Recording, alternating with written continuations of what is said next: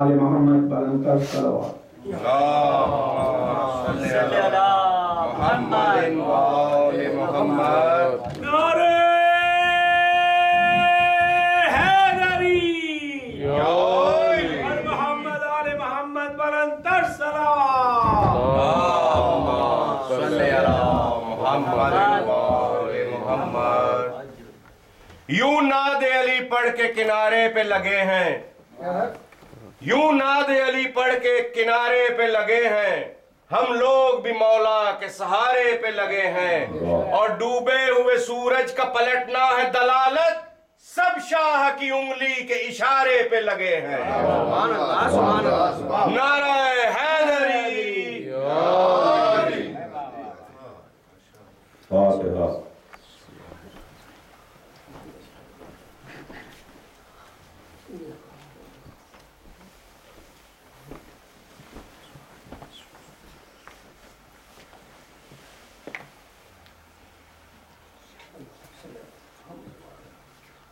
اعوذ باللہ السمیع العلیم من الشیطان اللعین الرجیم، بسم اللہ الرحمن الرحیم، الحمدللہ رب العالمین، والصلاة والسلام علی سیدنا و نبینا و شفیعنا بالقاسم محمد صلوات اللہ۔ اللہم صل علی محمد وآل محمد۔ الطیبین الطاہرین المعصومین، ولعنۃ اللہ علی اعدائہم اجمعین، من یومنا ھذا الی یوم الدین، اما بعد فقد قال اللہ سبحانہ تبارک و تعالی فی کتابہ المبین وہو اصدق الصادقین، بسم اللہ الرحمن الرحیم، وَكُلَّ شَيْءٍ أَحْصَيْنَاهُ فِي إِمَامٍ مُبِينٍ۔ صلوات بھیجیں محمد آل محمد۔ اللہم صل علی محمد وآل محمد۔ قرآن عالم قرآن مجید میں ارشاد فرماتا ہے کہ ہم نے تمام کمالات امام مبین کی ذات میں جمع کی ہیں۔ بے شک بے شک۔ عزیزان گرامی، اس آیہ مبارکہ کے ذیل میں ایک بات اور ایک گفتگو کا آغاز کیا تھا۔ ظاہر ہے کہ یہ موضوع اتنا بڑا ہے، جس موضوع پر پوری زندگی گفتگو کرتے رہے یہ موضوع نامکمل رہے گا۔ بے شک، سبحان اللہ سبحان اللہ۔ موضوع نامکمل رہے گا، اس لیے کہ یہ امامت ہے، اور امامت کا عہدہ اللہ منتخب کرتا ہے، اور اللہ ہی امام کو منتخب کرتا ہے، یہ الہی عہدہ ہے۔ بے شک سبحان اللہ۔ جس طریقے سے نبی اللہ منتخب کر کے بھیجتا ہے، رسول اللہ منتخب کر کے بھیجتا ہے، ویسے ہی امام کو بھی اللہ ہی نے منتخب کر کے بھیجا۔ امام بھی ادھر ہی سے منتخب ہو کے آتا۔ امام عربی کا لفظ ہے، اور امام کے معنی ہے آگے رہنے والے کے، امام کے معنی ہے آگے چلنے والے کے۔ تو جب امام آگے رہنے والا ہے، آگے چلنے والا ہے، اور اس کو اللہ نے امام بنایا ہے، یہ خود سے زبردستی امام نہیں بن گیا ہے، اس کو اللہ نے امام بنا کے بھیجا ہے، اور امام کے معنی آگے رہنے والے کے ہیں، آگے چلنے والے کے ہیں۔ تو اگر کوئی شے امام سے آگے بڑھ جائے گی تو ذات امام پر بات نہیں آئے گی، انتخاب قدرت کے اوپر بات چلی جائے گی۔ صلوات بھیجو محمد آل محمد۔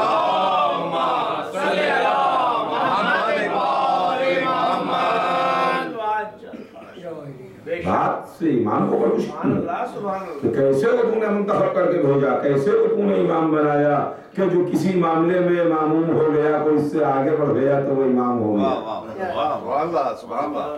امام ہے آگے رہنے والا، امام ہے آگے چلنے والا، جو آگے رہے گا وہ امام ہے، کائنات اس کے پیچھے پیچھے رہے۔ اگر ہم نے علم کے میدان میں دیکھا تو یہ ہمیں امام نظر آئے، ہم نے خطابت میں دیکھا تو یہ ہمیں امام نظر آئے، ہم نے شجاعت میں دیکھا تو یہ امام نظر آئے۔ اصل یہ ہے کہ ہم نے زندگی کے جس منزل پر دیکھا تو ہم کو علی امام ملے، اہل بیت امام ملے۔ اور اس کے سلسلے میں عزیزان گرامی یہ بات میں اپنی طرف سے نہیں کہہ رہا ہوں، یہ بات میری طرف سے نہیں، ہر منزل پر، اس لیے کہ حضور سرور کائنات کی دعا ہے آپ کے پیش نظر۔ اللہم صلی علی محمد و آل محمد۔ ظاہر ہے کہ بزرگ جانتے ہیں، ان کے واسطے میں نہیں عرض کر رہا ہوں جو ہمارے چھوٹے بیٹھے بچے ہیں، کہ حضور سرور کائنات نے غدیر کے میدان میں جب مولا علی کی ولایت کا اعلان کیا اور بحکم پروردگار علی کو مولا بنایا، اور علی کی ولایت کا اعلان کر چکے، یہ فرما چکے کہ من کنت مولا ہو فہذا علی مولا، جس کا میں مولا اس کی یہ علی مولا، اور علی کو اپنے پیروں میں کھڑا کیا، کہ ایک مرتبہ تاریخ کہتی ہے کہ حضور سرور کائنات نے دعا کے واسطے ہاتھوں کو بلند کیا۔ اب عزیزان گرامی غور کیجئے آپ کہ کس کی دعا ہے، پہلے یہ غور کیجئے۔ اگر ہم اللہ کی بارگاہ میں، اللہ کی سرکار میں ہاتھ بلند کر کے اللہ سے دعا کرتے ہیں تو ہم جیسے خاطی گناہگار خاک کے ذروں کی دعا بھی وہ قبول کر لیتا ہے۔ تو وہ جس کے واسطے کائنات کو خلق کیا، وہ جو کائنات عالم و عالم میں سب سے بڑا ہے اللہ کے بعد، جو وہ دعا کر رہا ہے اور اس موقع پر دعا کر رہا ہے کہ جس کام کو بحسن خوبی انجام دینے کے بعد، دین کو مکمل کرنے کے بعد وہ دعا کر رہا ہے۔ ہاتھوں کو بلند کیا، ہاتھوں کو بلند کر کے رسول نے دعا کی، اور رسول کی دعا یہ تھی کہ اللہم والمن والا وآل من آدا وانصر من نصرا وانصر من غدرا اللہم ادر الحق حیث ما دار۔ یہ رسول کی دعا ہے۔ رسول نے کیا دعا مانگی؟ علی پہلو میں کھڑے رہے کہ اللہم والمن والا، پالنے والے معبود، معبود پالنے والے تو اسے دوست رکھنا جو اسے دوست رکھے، کسے؟ جو علی کو دوست رکھے تو اسے دوست رکھنا، اور تو اسے دشمن رکھنا کہ جو علی کو دشمن رکھے، تو اسے دشمن رکھنا جو علی کو دشمن رکھے۔ اب عزیزان گرامی یہ دعا محمد ہے، ہماری دعا اللہ قبول کرتا ہے تو محمد کی دعا نہیں قبول کرے گا۔ علی کی دوستی میں اللہ ملتا ہے، علی کی دشمنی میں اللہ چھوٹ جاتا ہے۔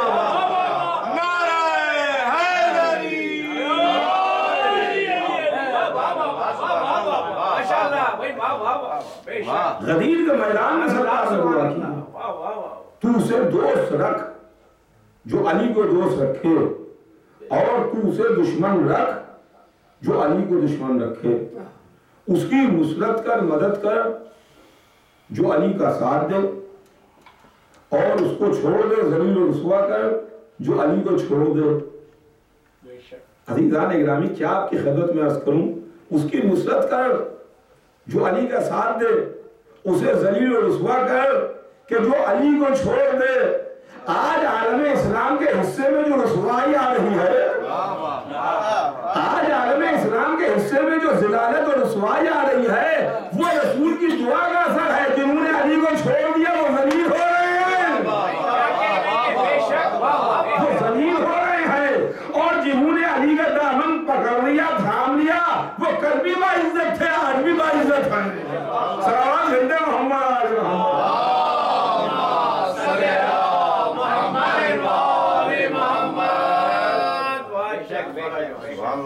رسول کی دعا ہے، اسے ذلیل کر، رسوا کر جو علی کو چھوڑ دے۔ اور اس کے بعد رسول نے دعا کی جس کے واسطے میں نے دعا آپ کی خدمت میں عرض کی ہے کہ اللہم ادر الحق حیث ما دار، پالنے والے حق کو ادھر موڑ دے جدھر علی مڑ جائے، جدھر علی مڑ جائے حق کو ادھر موڑ دے۔ میں کہوں گا یا رسول اللہ یہ آپ کیا دعا کر رہے ہیں؟ یا رسول اللہ یہ آپ نے کیا دعا غدیر میں ارشاد فرمائی ہے؟ دین مکمل ہو رہا ہے، دین کامل ہوا ہے۔ ابھی ابھی جبرائیل آیت لے کے آئے ہیں کہ الیوم اکملت لکم دینکم، آج دین مکمل ہو گیا، دین کامل ہو گیا۔ سرکار دین کے کامل ہوتے ہوئی یہ دعا سمجھ میں نہیں آ رہی ہے،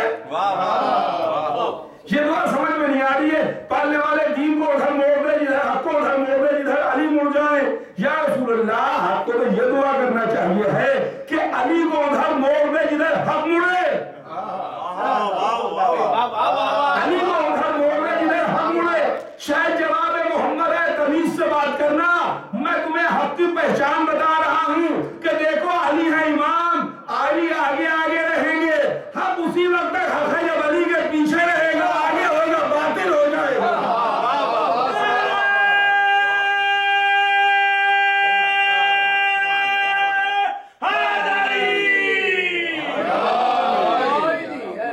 اللہم ادر الحق حیث مدار.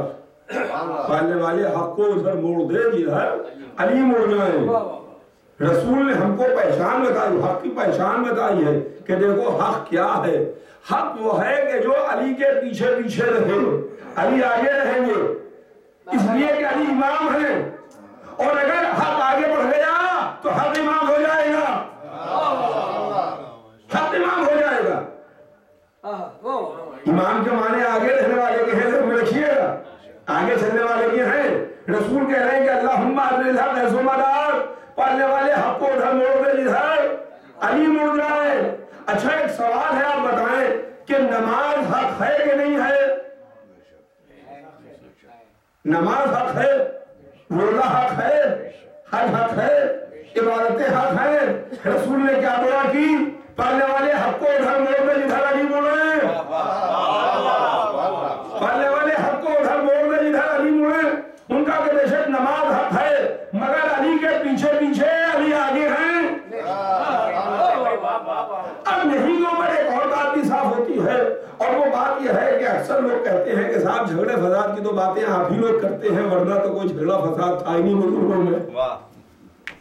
اس دور میں کوئی جھگڑے فساد کی کوئی بات ہی نہیں تھی. ارے مولا علی کے لیے آپ کہتے ہیں کہ صاحب جھگڑے فساد کی بات ہے, علی نے فلاں کے پیچھے مصلی بچھایا, فلاں نے علی کے آگے مصلی بچھایا, علی نے مصلی بچھا کے ایک بزرگ کے پیچھے نماز پڑھی تھی, ایک صاحب تھے بہت بزرگ, ان کے پیچھے علی نے مصلی بچھایا تھا.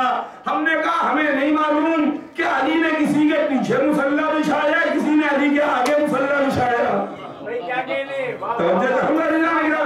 یہ کسی نے علی کے آگے مصلی بچھایا, ہمیں نہیں معلوم ہے. رسول نے ہم کو پہچان بتا دی ہے کہ حق ہے تو علی کے پیچھے ہوگا, علی کے آگے بڑھ جائے تو باطل ہو جائے گا.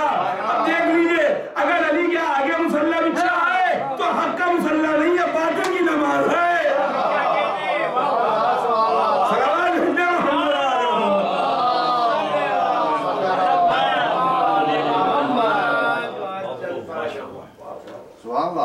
امام ہر منزل میں یہ امام کا نظام نکلا. جس اینگل سے دیکھیے آپ, جس حیثیت سے دیکھیے آپ, جس نظر سے دیکھیے آپ, یہ امام نظر آئیں گے, آگے نظر آئیں گے. قرآن ان کی مدح کرتا ہوا نظر آئے گا. اگر ہم نے علم کے میدان میں ان کو دیکھا تو ان سے بڑھ کے کوئی دوسرا عالم نظر نہیں آیا. اس لیے کہ پیدا ہوتے ہی رسول کی آغوش میں قرآن کی تلاوت کی ہے. آغوش رسالت میں قرآن کی تلاوت ہوئی ہے. بچہ بولا, لیکن اس کے پہلے بھی کسی بچے نے گہوارے میں گفتگو کی تھی. اس کے پہلے بھی بچہ کو گہوارے میں بولا تھا. جب جناب مریم پیدا ہوئے اور جناب عیسیٰ پیدا ہوئے, جناب مریم کی پاکدامنی کے اوپر اعتراض ہوا کہ ایک مرتبہ گہوارے میں لیٹا ہوا بچہ گویا ہوا, بولا. اس کو ریکارڈ کر کے قرآن نے ہم کو سنایا. پیدا ہوئے بچے نے کیا کہا؟ انی عبداللہ وآتانی الکتاب وجعلنی نبیہ, میں اللہ کا بندہ ہوں, اللہ نے مجھے کتاب دی ہے, اللہ نے مجھے نبی بنا کے بھیجا ہے. یہ عیسیٰ ہے جو کہہ رہے ہیں کہ اللہ نے مجھے کتاب دی ہے, وہ علی ہے جو کتاب کی تلاوت کر کے بتا رہے ہیں.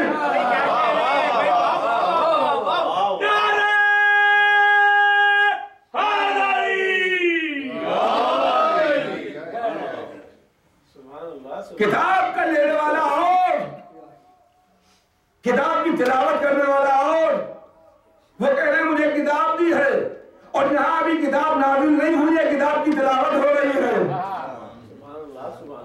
قد افلح المؤمنون, مومنین نجات پا گئے. پیدا ہوتے ہی پیدائش کے ساتھ ساتھ علم کے دریا بہا رہے ہیں, علم کے دریا بہ رہے ہیں, اور پھر میں عرض کر چکا آپ کی خدمت میں، ہم تو فضیلت کے طور پر پڑھتے ہیں کہ ممبر پر آ کے دعویٰ سرور کیا، جو تمہارا دل چاہے پوچھ لو، جو تمہارا دل چاہے پوچھ لو، جو تمہارا دل چاہے پوچھ لو۔ چنانچہ تاریخ گواہ ہے، ہمیں تاریخ میں اس طرح کے واقعات ہزاروں ملتے ہیں کہ کچھ خارجی مولا علی کی خدمت میں آئے اور وہ یہ آپس میں طے کر کے آئے کہ ہم علی کے پاس چلیں گے اور چل کے ہم علی سے ایک ہی سوال کریں گے، سوال ہمارا ایک ہوگا مگر ہمیں علی سے الگ الگ جوابات چاہیے۔ یہ بھی دیکھیے دنیا میں دشمن ہے مگر پہچانتا ہے، دشمنی کر رہا ہے، عداوت رکھے ہوئے ہے مگر اس کے بعد پہچانتا ہے کہ ان سے بڑھ کے وہ دوسرا عالم نہیں، ان سے بڑھ کے وہ دوسرا عالم نہیں ہے، ورنہ ایک سوال کا ایک ہی جواب ہے۔ اگر آپ کسی عالم کے پاس جائیے، کسی پروفیسر کے پاس جائیے، ان سے ایک مسئلہ پوچھئے، ایک سوال لے کر کے جائیے، ایک پرابلم لے کر کے جائیے، تو آپ کو اس کا ایک ہی حل ملے گا، 10 جواب نہیں ملیں گے۔ لیکن یہ خارجی جانتے ہیں، پہچانتے ہیں اور اس کے بعد آپس میں طے کر کے آ رہے ہیں کہ ہم علی کے پاس چلتے ہیں، چل کر کے ہم علی سے سوال ایک کریں گے اور ہمیں جوابات الگ الگ چاہیے ہوں۔ چنانچہ تاریخ بتاتی ہے کہ چند خارجی علی کے پاس آئے اور آگے کہا، یا علی ہم آپ سے ایک سوال کرنے آئے ہیں مگر ہماری شرط یہ ہے کہ ہمارا سوال تو ایک ہوگا مگر الگ الگ آدمی آپ سے وہی سوال کریں گے، آپ کو الگ الگ جوابات دینا ہے۔ علی نے جواب دیا کہ مجھے منظور ہے۔ ایک صلوات بھیجے محمد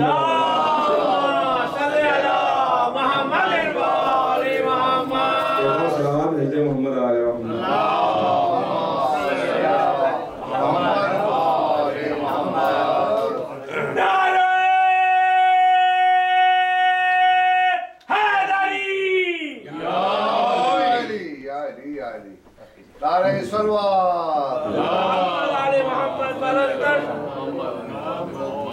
ایک اور صلوات بھیجے محمد۔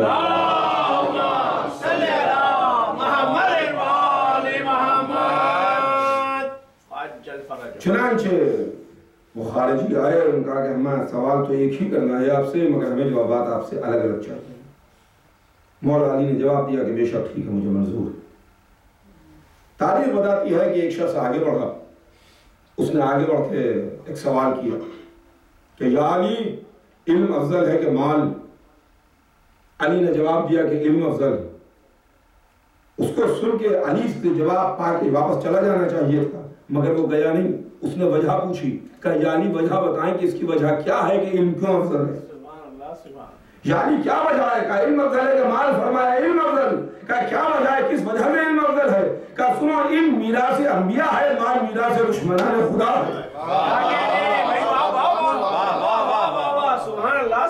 دوسرا شخص آیا، اس نے پھر یہی سوال رکھا سامنے کہ یا علی علم افضل ہے کہ مال افضل؟ فرمایا علم افضل، اس لیے کہ علم عالم کی مصیبت میں کام آتا ہے، مال کسی عالم کی مصیبت میں اس کے کام نہیں آتا۔ تیسرا شخص آیا، اس نے یہی سوال کیا، یا علی علم افضل ہے کہ مال؟ فرمایا علم افضل، اس لیے کہ علم جتنا تو خرچ کرے گا اتنا بڑھتا جائے گا، مال جتنا خرچ کرے گا اتنا ہی کم ہوتا جائے گا۔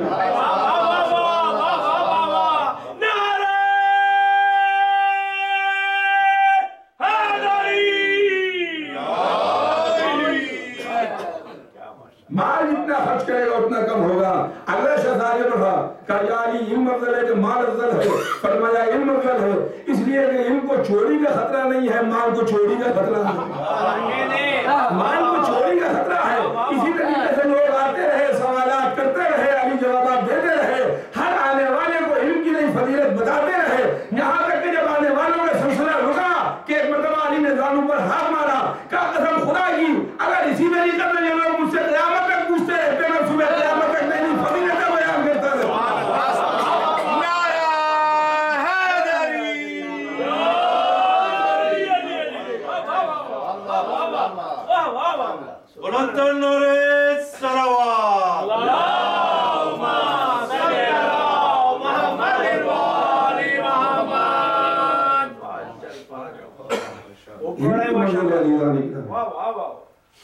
جہاں کے اوپر اگر ہم نے علم کے میدان میں دیکھا تو ان سے بڑھ کے کوئی عالم نظر نہیں آیا.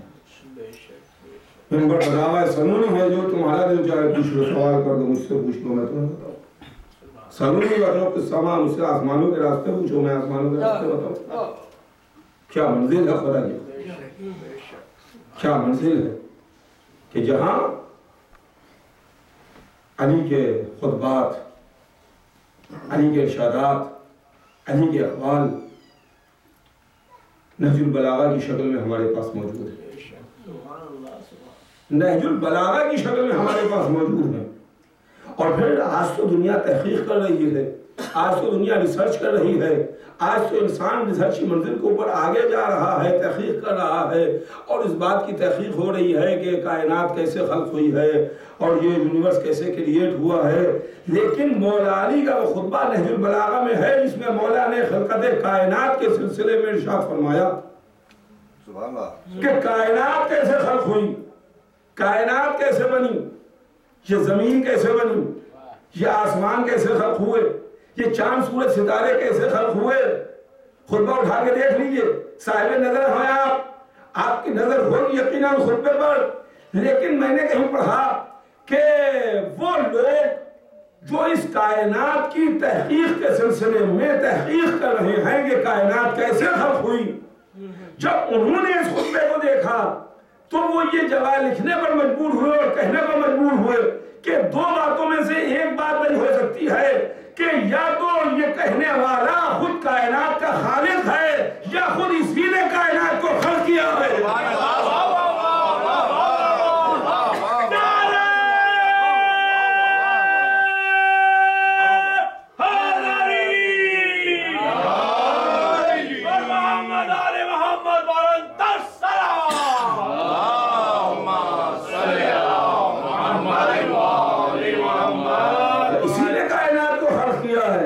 بہرحال ہم مسیحی نہیں ہیں, ہم تو مسلمان ہیں.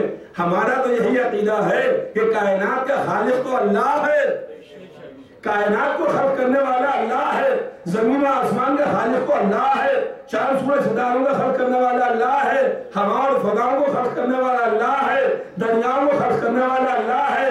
لیکن ہاں اتنی بات ضرور ہے کہ اللہ نے سب سے پہلے نور محمد کو خلق کیا. رسول نے فرمایا اول ما خلق اللہ نوری, اللہ نے سب سے پہلے میرے نور کو خلق کیا. اور اس کے بعد فرمایا کہ انا والی من نور واحد, میں اور علی دونوں ایک نور سے ہیں. کہنے والا تم نے صحیح کہا, ایک بات صحیح ہے کہ نور پہلے سے موجود تھا, کائنات بن رہی تھی, علی دیکھ رہے تھے, کائنات خلق ہو رہی تھی, علی موجود تھے. اب جو منبر کوفہ پر آ کے دعوائے سنونی کرے تو حیرانی کی کیا بات ہے. صلوات بھیجتے محمد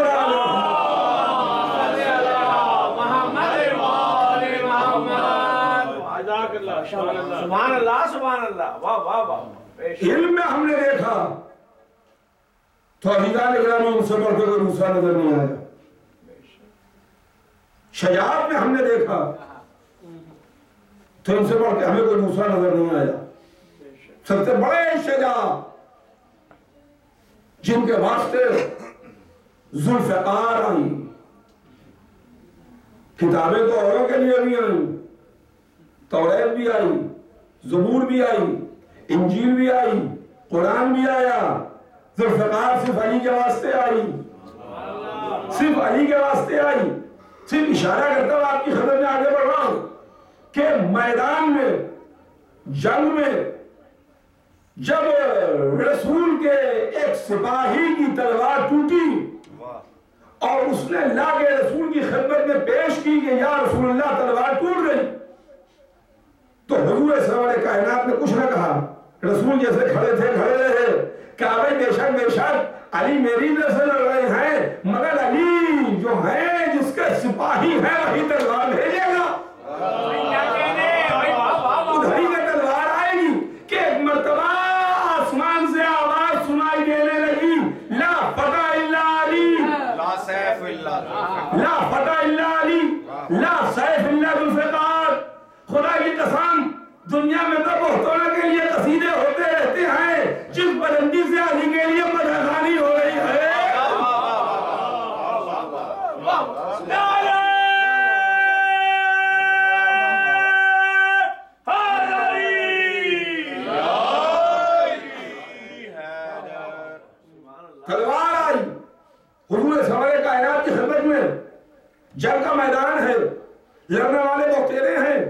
سپاہی بہت ہیں، لیکن اللہ کی طرف سے تلوار ایک آ رہی ہے، ذوالفقار ایک آئی، اسلحہ ایک آیا، پالنے والے تو نے کتابیں 4 بھیجی، اسلحہ ایک بھیج رہا ہے، تلوار ایک آ رہی ہے، پالنے والے اس کی وجہ کیا ہے، اس کا راز کیا ہے، پالنے والے ہماری سمجھ میں نہیں آ رہا ہے۔ ارے تلواریں کئی بھیج دیتا، تیرے واسطے تو یہ کہا جاتا ہے کہ جس کو تو دیتا ہے چھپر پھاڑ کے دیتا ہے، یعنی تیری عطا میں کمی نہیں ہوتی۔ پالنے والے اسلحہ آ جاتا، شاید جواب پروردگار ہے کہ میں اس کو کیا کروں کہ میرا حبیب تو لڑے گا نہیں، ہوتا رحمت للعالمین تلوار چلائے گا نہیں، لیکن اب میدان میں علی کے علاوہ کوئی دوسرا ہے ہی نہیں کہ تلوار بھیجی جائے۔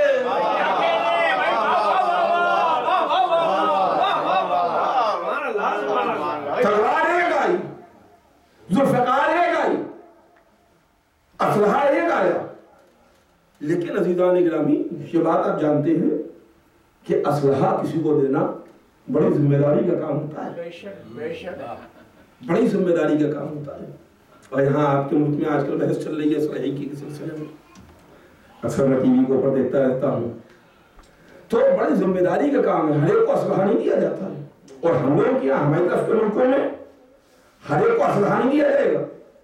اسلحے کے واسطے یہ ہے کہ ہر ہاتھ پر بھروسہ نہیں ہے، ہر ایک کو اسلحہ نہیں دے دیں گے، پہلے اس کو لائسنس دیا جاتا ہے، پہلے لائسنس ملتا ہے اس کے بعد اسلحہ ملتا ہے، پہلے لائسنس عطا ہوتا ہے حکومت کی طرف سے، سرکار کی طرف سے، اس کے بعد میں اس کو اسلحہ ملے گا، اس کے بعد انٹائٹل ہوگا کہ وہ اسلحہ لے سکے۔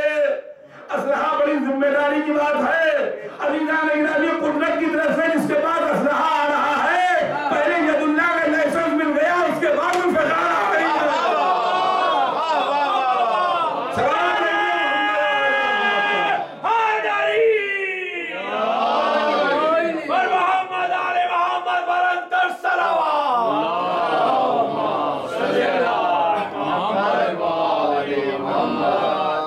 ہر ہاتھ میں تلوار نہیں جائے گی، ہر ہاتھ میں اسلحہ نہیں آئے گا، اس کے لیے ید اللہ ہے۔ عزیزان گرامی اگر ہم نے شجاعت میں دیکھا تو یہ امام، ان سے بڑھ کے کوئی دوسرا شجاع نظر نہیں آیا۔